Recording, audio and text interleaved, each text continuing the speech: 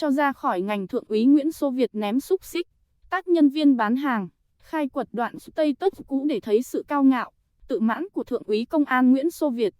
Ông Nguyễn Xô Việt bị Công an tỉnh Thái Nguyên giáng cấp bậc hàm từ thượng úy xuống trung úy và cho xuất ngũ về địa phương sau hành vi đánh nhân viên bán hàng. Chiều ngày 18 tháng 11, lãnh đạo Công an tỉnh Thái Nguyên cho biết, đơn vị đã ra quyết định giáng cấp bậc hàm từ thượng úy xuống trung úy và cho xuất ngũ đối với Nguyễn Xô Việt, sinh năm 1984, cán bộ đội tổng hợp, Công an thị xã Phổ Yên liên quan vụ tát nhân viên trạm dừng nghỉ vừa qua. Theo quyết định kỷ luật, anh Nguyễn Xô Việt đã có hành vi xâm hại đến sức khỏe và cố ý làm hư hỏng tài sản của người khác, vi phạm điểm A, điểm E, khoản 15, mục 2, phụ lục ban hành kèm theo thông tư số 16 ngày 8 tháng 4 năm 2016 của Bộ Công an quy định việc xử lý kỷ luật của cán bộ chiến sĩ Công an Nhân dân, đồng thời vi phạm điều 11, chương 1Y, thông tư số 27 ngày 22 tháng 8 năm 2017 của Bộ Công an quy định về quy tắc ứng xử của Công an Nhân dân. Hành vi vi phạm của Thượng úy Nguyễn Xô Việt đã gây hậu quả rất nghiêm trọng, làm mất uy tín của bản thân, gây dư luận xấu, bức xúc trong cán bộ chiến sĩ và nhân dân. Do đó, Công an tỉnh Thái Nguyên quyết định thi hành kỷ luật bằng hình thức giáng cấp bậc hàm từ thượng úy xuống trung úy, đồng thời cho trung úy Nguyễn Xô Việt xuất ngũ về địa phương kể từ ngày 19 tháng 11 năm 2019.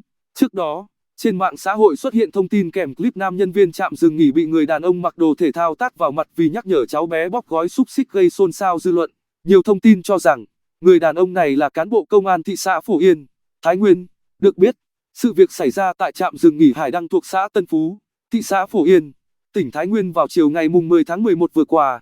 Theo lãnh đạo Công an xã Tân Phú, vào chiều cùng ngày xảy ra sự việc, một nhóm người mặc đồ thể thao đi xe đạp vào trạm dừng nghỉ Hải Đăng. Một cháu bé trong đoàn tới khu vực bán đồ ăn lấy một gói xúc xích có giá khoảng 40.000 đồng, sau đó xé bao bì khi chưa thanh toán và bị nhân viên nhắc nhở.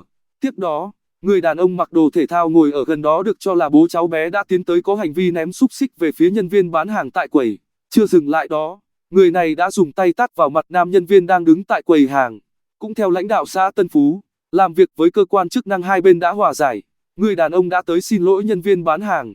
Còn phía người nhân viên bán hàng cho biết do có sự hiểu nhầm dẫn đến mâu thuẫn chứ không phải cháu bé mua hàng không trả tiền. Ngày 11 tháng 11, Công an tỉnh Thái Nguyên đình chỉ công tác 1 tháng Thượng úy Nguyễn Xô Việt để làm rõ vụ việc. Ngày 14 tháng 11, Thượng úy Nguyễn Xô Việt đã có đơn gửi Công an tỉnh xin được xuất ngũ. Trước đó cộng đồng mạng cũng đã khai quật được đoạn status cũ của Thượng úy Công an Nguyễn Xô Việt. Làm người không muốn lại muốn làm ngợm.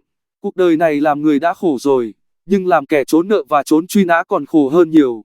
Sống thì chui lủi, đầu óc lúc nào cũng suy nghĩ lo sợ, trốn nợ nó tìm được thì nó giã cho, trốn nã tìm được thì bị xử lý, tước đi một số quyền con người. Nói chung là khổ và có xác định trốn mãi được không? Vậy nên đừng ai tự đưa mình thành hai loại người này.